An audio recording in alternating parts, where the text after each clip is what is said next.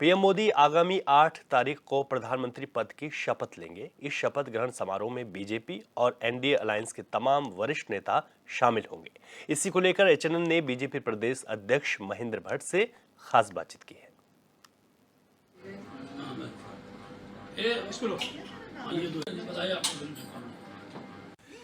तीसरी बार मोदी जी के नेतृत्व में सरकार बनने जा रही है, एनडीए की सरकार बनने जा रही है। भारतीय जनता पार्टी के प्रदेश अध्यक्ष हमारे साथ मौजूद हैं। अध्यक्ष जी, बहुत बहुत शुभकामनाएं आपको। आपका भी बहुत अथक प्रयास रहा। 5 सीटें उत्तराखंड से और 4 सीटें हिमाचल से, क्योंकि उत्तराखंड का पूरा संगठन हिमाचल में मौजूद रहा। क्या कहेंगे? देखिए, देवभूमि चाहे उत्तराखंड हो चाहे हिमाचल हो, वहाँ की जनता ने मोदी जी के प्रति जो स्नेह रखा था, और दोनों स्थानों पर विकास ही प्रमुख मुद्दे रहे। हिमाचल के अंदर भी वहाँ के जो पर्यटन विकास के लिए, इसी प्रकार से उत्तराखंड के पर्यटन विकास के लिए मोदी जी का जो योगदान है वो यहाँ की जनता उसको भी भूल नहीं सकती है। और मैं कह सकता हूँ कि 5 लोकसभा, जो हम शुरू से ही कह रहे थे कि 5 लोकसभा के अंदर हम अच्छे मतों से विजयी होंगे। और मुझे बताते खुशी है कि हमारे जो 3 पुराने सांसद हैं, कोई 3 बार, कोई 4 बार, कोई 2 बार सांसद, जो नए दोनों हमारे हरिद्वार और पौड़ी लोकसभा के सांसद थे, वो भी 2.25 लाख के वोटों के लगभग अंतर से जीते हैं। तो एक अच्छा जनादेश मैं कह सकता हूँ भारतीय जनता पार्टी के पक्ष में हुआ है।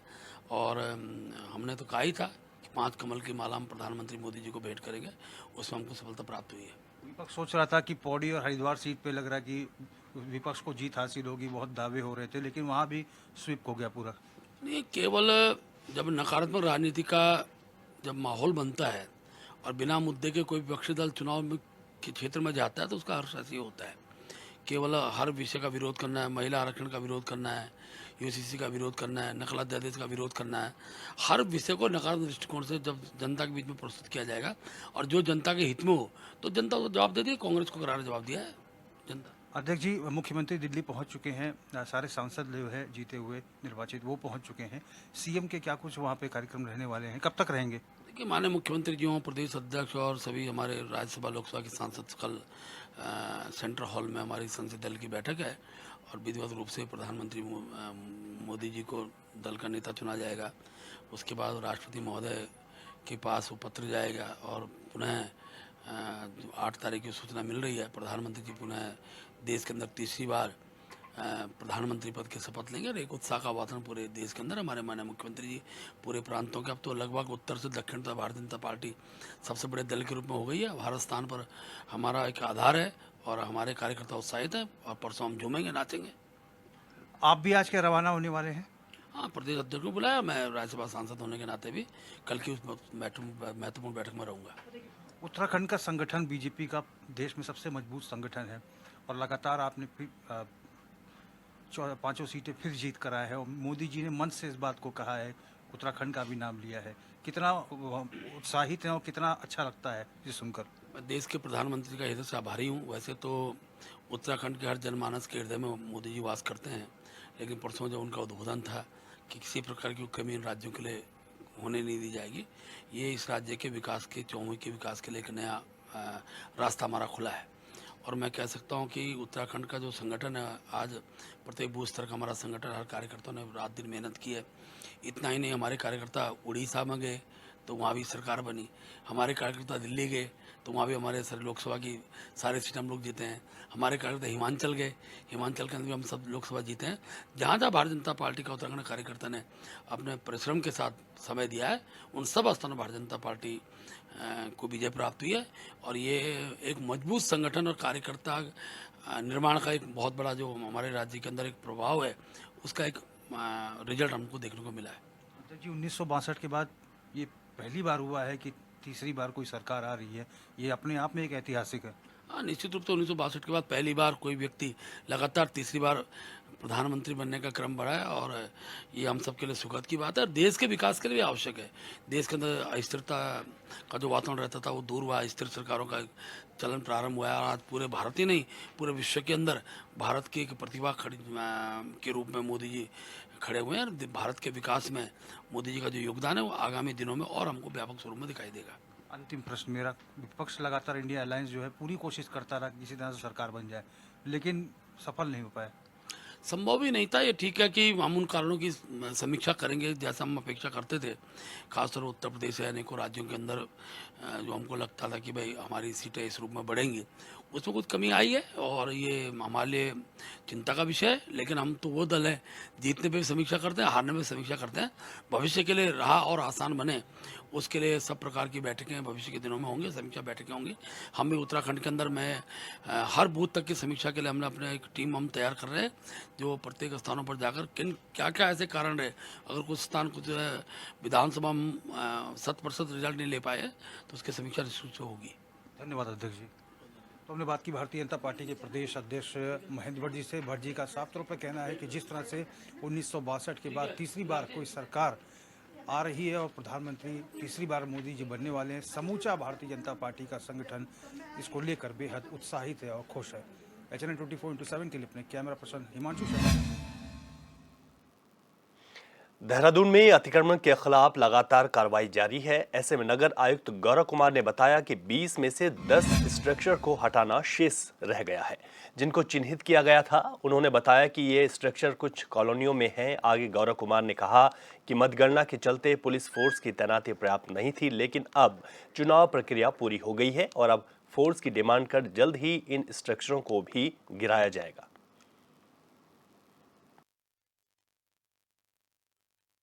देखिए, हमारे जो करीब 20 स्ट्रक्चर्स बच गए थे जिनका परीक्षण किया गया था, और उसमें से 10 को हटाया जाना प्रस्तावित है, जो बारीघाट और बॉडीघाट कॉलोनी में है।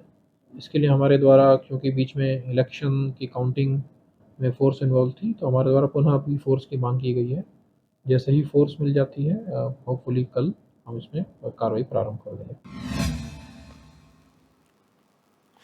उत्तराखंड में बीजेपी ने तीसरी बार 5 ही लोकसभा सीटों पर जीत हासिल की, लेकिन बीजेपी के मंत्रियों की परफॉर्मेंस में गिरावट देखने को मिली, जिसको लेकर कांग्रेस के प्रदेश प्रवक्ता शेषपाल सिंह बिष्ट का कहना है कि बीजेपी के मंत्री लगातार प्रवासी बने रहते हैं और जनता ने उनके मंत्रियों को नकारा है।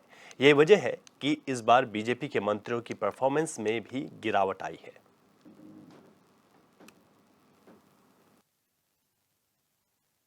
2019 के मुकाबले भाजपा के प्रदर्शन में निश्चित तौर पर गिरावट आई है और भाजपा उसके बाद भी जो है अपनी पीठ थपथपाने का काम कर रही है। आखिर जो है जो मत प्रतिशत भाजपा के पक्ष में गिरा है, निश्चित तौर पर सरकार की जो जन विरोधी नीतियां हैं, जो लगातार जो है सरकार के खिलाफ आंदोलन हो रहे हैं, तो कहीं न कहीं जनता का मोहभंग भाजपा से हुआ है और भाजपा के अंदर ही सिर्फ फुटबॉल चल रही है। उनके कई नेता कह रहे हैं कि ये मोदी जी की जीत है, कई नेता कह रहे हैं कि जो ये धामी जी की जीतोड़ मेहनत की जीत है। अब ये किसके कारण जो है उनको जीत मिली है, ये निश्चित तौर पर भाजपा को तय करना है।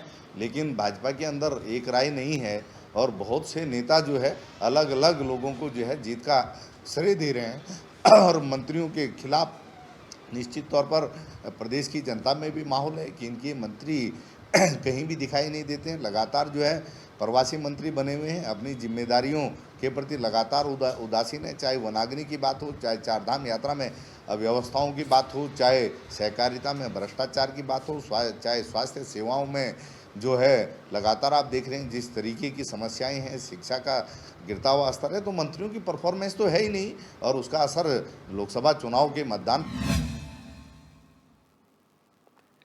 पूरे उत्तर भारत में प्रचंड गर्मी का सितम चल रहा है। ऐसे में गर्मी की तपिश से बचने के लिए पर्यटक देश के कोने कोने से उत्तराखंड के पर्यटक स्थलों का रुख कर रहे हैं। राजधानी देहरादून के परिवहन विभाग के पर्वतीय डिपो पर सैकड़ों की संख्या में पर्यटक पहाड़ों की रानी मसूरी जाने को टिकट ले रहे हैं। टिकट काउंटर पर सुबह से ही पर्यटकों की भीड़ लग जाती है। वहीं जहां इससे पर्यटन कारोबार को मुनाफा हो रहा है, वहीं परिवहन विभाग को भी मोटा राजस्व मिल रहा है। HNN ने इन्हीं विषयों पर रोडवेज प्रबंधन और पर्यटकों से खास बातचीत की है। जैसे गर्मियाँ सितम ढा रही हैं, वैसे तो तमाम पर्यटक हैं उत्तराखंड का रुख कर रहे हैं। मेरे पीछे मैं आपको दिखाऊं, ये उत्तराखंड परिवहन निगम का पर्वतीय बस स्टेशन देहरादून है, जहां पर भारी संख्या में पर्यटक पहुंच रहे हैं मसूरी और अन्य पर्यटक स्थलों का दीदार करने के लिए देश के अलग अलग क्षेत्रों से पहुंच रहे हैं। हमारे साथ इस समय पर्वतीय डिपो के संचालन प्रभारी है मेजपाल सिंह जी मौजूद हैं। सिंह साहब, इस बार कैसा रिस्पांस आ रहा है टूरिस्ट का? इस बार यात्री काफ़ी मात्रा में हमारे पास आ रहे हैं, काफ़ी संख्या में यात्री पहुंच रहे हैं और जून के महीने में निरंकारी आते हैं मसूरी में तो वो निरंकारी को प्रवचन सुनने के लिए काफ़ी मात्रा में हरियाणा से, पंजाब से बहुत यात्री आते हैं। कोई 37 के ग्रुप में आता है, कोई 30 के, कोई 25 के ग्रुप में आता है। और सुबह से और शाम तक हम 60 यहाँ से हमारे फेरे मसूरी के 60 ऊपर से नीचे को 120 चक्कर हमारी बसें लगाती हैं। अच्छा, बसों की भी इस बार कोई कमी नहीं है, बसें इस पर्याप्त। बार बसों की कोई कमी नहीं है। लगातार हर 15 मिनट बाद बसें निकल जाती है हमारी, लेकिन हर 15 मिनट बाद बस जाने के बाद भी हम भीड़ को कवर करने में काफ़ी मशक्क़त करनी पड़ती है। हालांकि हम शाम तक भीड़ को कवर कर लेते हैं। यानी कि रोडवेज मुनाफे में चल रहा है। रोडवेज बढ़िया मुनाफे में चल रही है। रोडवेज को कोई इस बार घाटा नहीं है, पिछले साल भी नहीं था। 2 साल से काफ़ी फायदे में चल रही है। चलिए सिंह साहब, बहुत बहुत धन्यवाद। आगे कुछ जो पर्यटक हैं उनसे बात करते हैं। नमस्कार जी। नमस्कार। कहाँ से आए हैं? कौशाम्बी जिला यूपी से। अच्छा, टिकट ले लिया आपने? टिकट ले लिया है। कहाँ जा रहे हैं? मंसूरी। अच्छा, कितने लोग हैं आपके साथ? हम लोग 6 लोग हैं, परिवार के साथ जा रहे हैं। परिवार के साथ हैं। कैसा लग रहा है यहाँ पे? बहुत बढ़िया लग रहा है यहाँ। इसके पहले क्या हरिद्वार वगैरह गए थे? हरिद्वार नहीं, पहली बार हम आए हैं, इसके बाद हरिद्वार जाएंगे।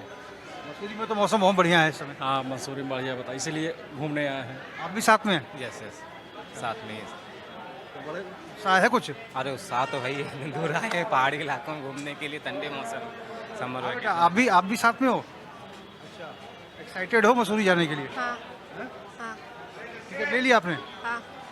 तो तमाम लोग हैं, ये काफ़ी उत्साहित है। मैम, आप मसूरी जा रही हैं आप लोग? हाँ, काफ़ी मिनी के साथ ही तो आए हैं। पहली बार जा रही हैं? पहली बार आए हैं घूमने। कुछ एक्साइटमेंट है? अब है, सब बच्चे लोग भी घूमने का मन है तो थोड़ा बहुत तो खुशी है। ये टूरिस्ट हैं, देखिए ये तमाम दूर दराज के इलाकों से लोग पहुंच रहे हैं, उत्तर प्रदेश और अन्य राज्यों से लोग पहुंच रहे हैं। कुछ और लोगों से हम बात करते हैं। आप देखिए मेरे पीछे मेरे कैमरा पर्सन हिमांशु आपको दिखाएंगे किस तरह से यहाँ पर काउंटरों में लाइन लगी है टिकट के लिए। और अच्छी बात यह है कि इस बार जो है, हिमांशु इधर दिखाएं, बसों की पर्याप्त संख्या है। ऐसा नहीं है कि बसों की कमी है। और दूसरा ये कि अगर कोई बस ख़राब हो जाती है तो उसे तुरंत रिपेयर करने के लिए, उसकी मरम्मत के लिए उसको भेजा जाता है रोडवेज वर्कशॉप। नमस्कार जी। नमस्कार सर। कहाँ से आए हैं, किस स्टेट से? औरैया यूपी से आया हूँ। अच्छा, कहाँ जा रहे हैं घूमने? अब मैं मसूरी जा रहा हूँ सर। अच्छा, पहली बार आए हैं क्या? पहली बार आया हूँ। अच्छा, टिकट ले लिया आपने? अभी नहीं, मैसेज लगी हुई है टिकट की लाइन में, काफ़ी लंबी लाइन लगी हुई है। कोई दिक्कत तो नहीं हुई? दिक्कत कुछ नहीं है, यहाँ व्यवस्था थोड़ी अच्छी नहीं है। अच्छा, मसूरी जाने को कुछ उत्सुक है? मौसम अब काफ़ी यहाँ अच्छा है वहाँ पर। मौसम तो अच्छा है, अब देखें वहाँ पहुँच के फिर मालूम पड़ता है कैसा रहेगा। आप भी मैम साथी में हैं? नहीं मैं इनके साथ हूँ। कहाँ से आए हैं आप लोग? मैं अयोध्या से हूँ। अयोध्या से आई हैं? पहली बार जा रही हैं मसूरी? नहीं तो देखिए, औरैया से और अयोध्या से तमाम जगहों से लोग यहाँ पर पहुँचे हुए हैं। कहाँ से आई हैं आप? मैं अयोध्या। अयोध्या से आई हैं? जी। अच्छा, मसूरी जा रही हैं? हाँ जी। टिकट ले लिया आपने? अभी नहीं, सिस्टर लेने गई है। कितने लोग हैं आप लोग? 2 लोग हैं, मैं और मेरी सिस्टर। घूमने आए हैं मेरे। हाँ जी। तो ये मेरे पीछे देखिए तमाम लोग हैं जो मौजूद हैं, टिकट के लिए लाइनों में लगे हैं। अच्छी बात यह है कि पर्यटन कारोबार को तो बढ़ावा मिल रहा है, साथ ही जो रोडवेज है उसको भी मुनाफा पहुंच रहा है। कहाँ से आए बस आप? धामपुर। घूमने जा रहे हैं? घूमने जा रहे हैं। कहाँ पे? मसूरी। टिकट लेने जा रहे हैं? हाँ जी, लेने जा रहे हैं अभी। कितने लोग हैं साथ में? बस 2 ही हैं, मैं और दोस्त है मेरा। अच्छा, धामपुर से यहाँ मौसम में कुछ अंतर है? हाँ, थोड़ा अंतर है। धामपुर में तो बहुत ही गर्मी है, यहाँ थोड़ी मसूरी बहुत। में तो वेदर काफ़ी अच्छा है, कल बहुत बरसात हुई। हाँ जी हाँ जी। अभी यहाँ पे शाम को भी बताया गया बरसात होगी थोड़ी बहुत, इसलिए जा रहे हैं। मतलब बहुत ही गर्मी है वहाँ तो। आप भी साथी में? नहीं मैं सोलो। साथ में? कितने एक्साइटेड हैं? कितने लोग हैं आप लोग? हम 2 हैं बस। तो देखिए तमाम जो पर्यटक हैं अलग अलग शहरों से आए हैं उत्तराखंड घूमने के लिए। खास तौर पर मसूरी जाने के लिए तमाम लोग उत्साहित हैं और टिकट काउंटर्स पर लगे हैं। अच्छी बात यह है कि बसों की किसी भी प्रकार की कमी नहीं है, पर्याप्त संख्या में बसें हैं, अवेलेबल है, टिकट काउंटर खुले हैं। महिलाओं की लाइन अलग लगी है, पुरुषों की लाइन अलग लगी है। और जो यहाँ पर जो प्रभारी हैं पर्वतीय डिपो के, वो भी उत्साहित है, खुश हैं कि इस बार जो है पर्यटन कारोबार बढ़ रहा है। साथ में जो परिवहन जो विभाग है उसको भी मुनाफा पहुंच रहा है और ये क्रम लगातार जारी है। हम भी उम्मीद करते हैं कि इस बार उत्तराखंड का जो पर्यटन है वो मुनाफे में आए और उसके साथ ही जो पर्वतीय डिपो से जो लोग मसूरी और अन्य पर्यटक स्थलों में जाते हैं, इसको लेकर परिवहन विभाग को भी एक अच्छा खासा लाभ पहुंचे। HNN 24/7 के लिए अपने कैमरा पर्सन हिमांशु शर्मा के साथ मैं रोहित विक्रम सिंह, देहरादून। आजकल बुग्याल और उच्च हिमालयी इलाकों में कूड़े की समस्या बड़ी व्यापक हो गई है। पर्यटक कूड़ा कचरा पहाड़ों में छोड़ देते हैं। वहीं PCCF wild life Sameer Sinha ने आज एक महत्वपूर्ण पहल शुरू की है, जहां उन्होंने गोविंद राष्ट्रीय उद्यान और वन्यजीव विहार के केदारकंठा और हरकी-दून से एकत्रित किए गए 2500 किलो प्लास्टिक कचरे के वाहन को देहरादून स्थित हर्रावाला केंद्र से हरी झंडी दिखाकर रवाना किया है, जिसके बाद इस कचरे को रिसाइकलिंग के लिए भेजा गया। इस मौके पर समीर सिन्हा ने यह कहा कि यह पहल पर्यावरण संरक्षण और स्वच्छता की दिशा में एक महत्वपूर्ण कदम है। प्लास्टिक कचरे का सही तरीके से निस्तारण पर्यावरण के लिए आवश्यक है और हम सभी को इस दिशा में योगदान देना चाहिए।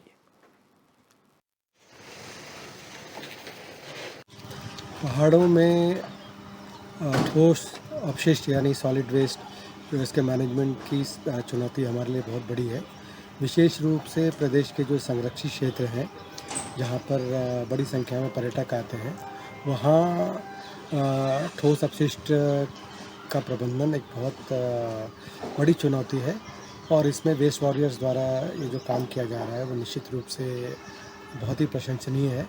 मुझे बेहद खुशी है कि आज गोविंद राष्ट्रीय उद्यान और वन्यजीव विहार से लगभग 2.5 टन प्लास्टिक वेस्ट एकत्रित करके देहरादून लाया गया है, जहां पर इसकी ग्रेडिंग करके उसके बाद इसको रिसाइकलिंग के लिए आगे भेजा जा रहा है। थराली विकासखंड के चेपड़ो में ऑपरेशन ब्लू स्टार के नायक शहीद भवानी दत्त जोशी की स्मृति में आयोजित 3 दिवसीय शौर्य महोत्सव का शुभारंभ थराली से बीजेपी विधायक भोपाल राम टमटा ने दीप प्रज्वलित कर किया है। इससे पूर्व सेना के अधिकारियों और जनप्रतिनिधियों ने शहीद स्मारक पर सैन्य धुन के साथ अशोक चक्र विजेता शहीद भवानी दत्त जोशी को पुष्प चक्र चढ़ाकर श्रद्धा सुमन अर्पित किए। 3 दिनों तक चलने वाले इस शौर्य महोत्सव में स्कूली बच्चों की मनमोहक प्रस्तुतियां गढ़वाल राइफल के जवानों द्वारा आर्मी बैंड और मश्क बीन के साथ बजाई गई। लोग पहुंचे। मैं उस माँ भारती के अमर सपूत भवानी दत्त जोशी को उनको सत सत नमन करता हूँ।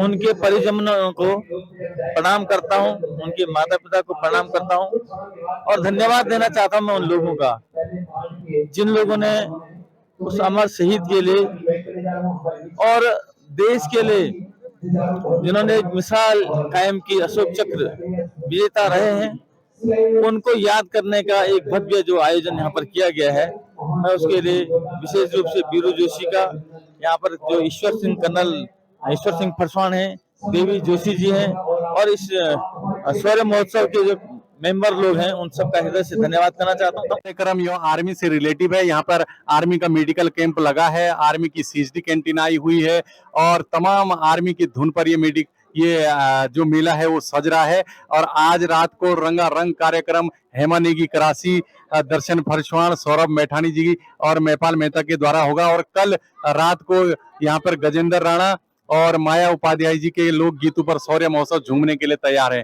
और मैं आप सब लोगों को बधाई देता हूं कि हमारा ये पिंडर घाटी ये महोत्सव के रूप में नहीं, एक पर्व के रूप में इस मेले को मना रहा है। पौड़ी डीएम आशीष चौहान ने जिला कार्यालय सभागार में जिला योजना की बैठक ली, जिसमें उन्होंने जिला स्तरीय अधिकारियों को डीपीसी के सदस्यों से समन्वय स्थापित कर जनहित की योजनाओं के प्रस्ताव को योजना में शामिल करने के निर्देश दिए हैं, जिससे लोगों की समस्याओं का समाधान हो। साथ ही पेयजल आपूर्ति को लेकर अधिशासी अभियंता जल संस्थान इसके राय का वेतन रोकने और अधीक्षण अभियंता जल संस्थान प्रवीण सैनी का स्पष्टीकरण तलब करने को भी कहा है।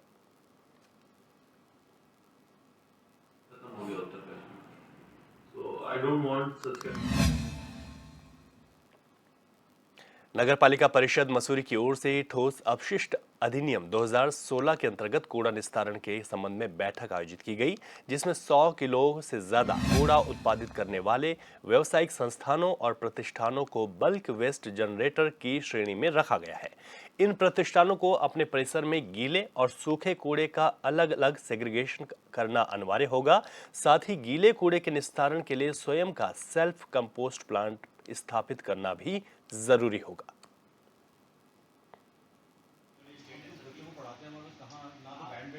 जो मसूरी में बल्क वेस्ट जनरेटर हैं, जो बड़े होटल्स हैं या स्कूल, बोर्डिंग स्कूल हैं, जो 100 किलो से अधिक कूड़ा पर डे जनरेट कर रहे हैं, तो इनको अपने कूड़े का निस्तारण खुद करना होता है, लेकिन इन पे कूड़ा निस्तारण का इन्होंने अपना कोई व्यवस्था नहीं की हुई है। और जो हमको ये कूड़ा दे रहे हैं वो मिक्स वेस्ट दे रहे हैं, क्योंकि अब हमारा प्लांट लग चुका है और हमें मिक्स वेस्ट नहीं चाहिए, हमें गीला और सूखा कूड़ा अलग चाहिए ताकि हम उसका निस्तारण कर सकें। और यूज़र चार्जेस का था कि जो ये कूड़ा हमारे प्लांट पे भेज रहे हैं उसका यूज़र चार्जेस ये नियमित रूप से पालिका को दें। उत्तराखंड में मानसून दस्तक देने वाला है। ऐसे में सड़कों पर पानी की समस्या बड़ी व्यापक होती है। नालियों की साफ सफाई न होने की वजह से नालों का गंदा पानी सड़कों तक आ जाता है, जिससे लोगों को काफी परेशानियों का सामना करना पड़ता है। साथ ही गंदगी से तमाम बीमारियों का खतरा भी बना रहता है। बावजूद इसके राजधानी देहरादून में अब तक ड्रेनेज सिस्टम की निकासी और नालियों की निकासी के लिए कुछ प्रबंध नहीं किए गए हैं।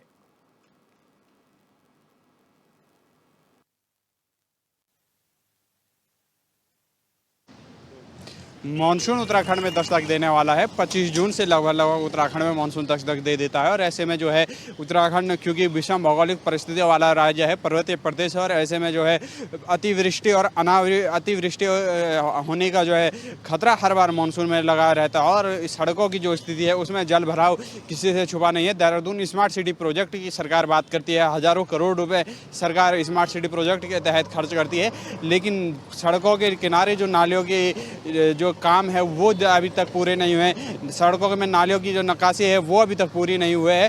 आप देख सकते हैं कि किस प्रकार जो है नालियों में जो है काम अभी भी जारी है। और आज से कुछ दिनों बाद जो है मानसून जब दस्तक देगा, लेकिन नालियों की स्थिति अभी तक सुधरी नहीं है। और जब मानसून यहाँ पर होगा, जल भराव की जो स्थिति उत्तराखंड में होगी या इन सड़कों पर जो जल भराव होगा, उसके लिए प्रशासन की कोई अभी ठोस जो है नीति नहीं बन पाई है। क्योंकि आप देख सकते हैं किस प्रकार जो है लंबी नाली इस समय खुदी हुई है और लगातार ड्रेनेज का काम जो है अपने पीक पर है। लेकिन सरकार को मानसून से पहले इस चीज़ की सुध नहीं आती कि किस प्रकार से है जो ड्रेनेज सिस्टम है उसको सुधारा जाए, पानी की जो है निकासी उसको किया जाए। क्योंकि अब लगभग महज 2 हफ्ते का समय रह गया और ऐसे में जो जल भराव की स्थिति है वो लगातार पैदा होती है। और सड़कों के किनारे उसके बाद जो एक्सीडेंट के मामले हैं उनमें लगातार बढ़ोतरी होती है। तो कहीं ना कहीं एक चिंताजनक विषय देहरादून स्मार्ट सिटी प्रोजेक्ट के तहत ये बन जाता है कि हज़ारों करोड़ रुपए सरकार भले ही खर्च कर ले, लेकिन नालियों की समस्या जो है